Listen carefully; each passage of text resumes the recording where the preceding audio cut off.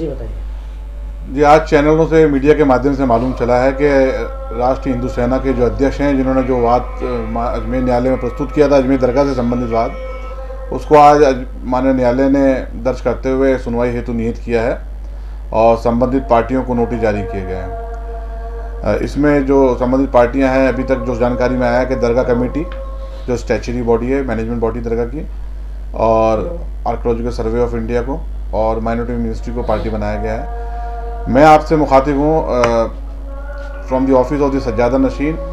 मैं अजमेर दरगाह के जो सज्जादा नशीन है उनका उत्तराधिकारी होने की हैसियत से और बजाते खुद ख्वाजा साहब के वंशज होने की हैसियत से आपसे मैं मुखातिब हूँ। इसमें मैं यही कहना चाहूँगा कि ये तो एक न्यायिक प्रक्रिया है और न्यायिक प्रक्रिया में बोलना ज़्यादा उचित नहीं है, लेकिन न्यायालय में जो भी वाद प्रस्तुत होता है सबको अधिकार है अपनी बात रखने का और माननीय न्यायालय उसको सुनता है और संबंधित पार्टीज़ को नोटिस जारी करता है। हम हमारे वकीलों से इस पर राय ले रहे हैं। हम पूरी नज़र बनाए हुए हैं पूरे मामले पे। अपने वकीलों से राय लेकर के मैं आगे की कानूनी जो प्रक्रिया में अपनानी होगी उसको अपनाएंगे।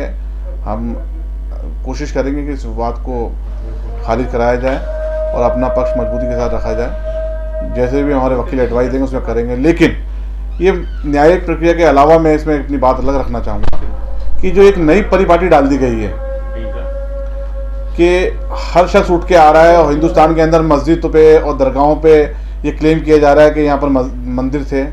ये परिपाटी समाज के हित में नहीं है, देश के हित में नहीं है। आज हिंदुस्तान ग्लोबल ताकत बनने जा रहा है और आज भी हम लोग मंदिर मस्जिद को ढूंढते फिरेंगे तो ये उचित नहीं है। और जहाँ तक अजमेर शरीफ की बारगाह का सवाल है, यहाँ का इतिहास कुछ 100-150 साल का नहीं है। अजमेर शरीफ की बारगाह इतिहास 850 साल का इतिहास है। ख्वाजा मोइनुद्दीन चिश्ती रहमतुल्लाह अलैह 1195 में हिंदुस्तान में तशरीफ़ लाए, 1236 में आपका इंतकाल हुआ। जब से ही ये दरगाह आज तक यहाँ पर कायम है और ये दरगाह वो है जहाँ हिंदुस्तान ही नहीं पूरी दुनिया का मुसलमान, हिंदू, सिख, ईसाई तमाम मज़हब के लोगों की आस्था का केंद्र रहा है।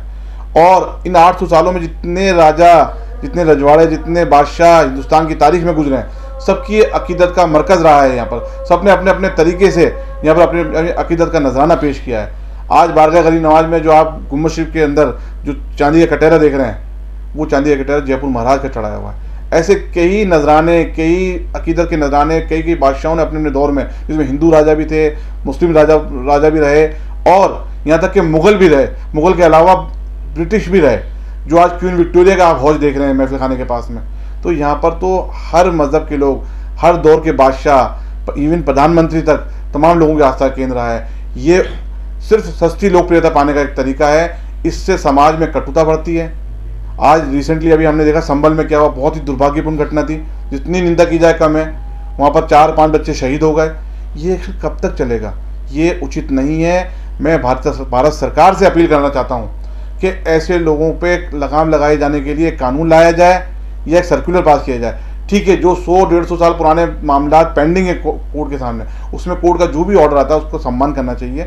47 से पहले के जो विवाद चल रहे हैं उसका कोर्ट का जो ऑर्डर आता है उसको सम्मान करना चाहिए। करा भी है लोगों ने, लेकिन अब नए नए विवाद शुरू किए जा रहे हैं, ये उचित नहीं है। ना ही हमारे देश के हित में, ना ही समाज के हित में, ना ही हमारी आने वाली पीढ़ी के हित में।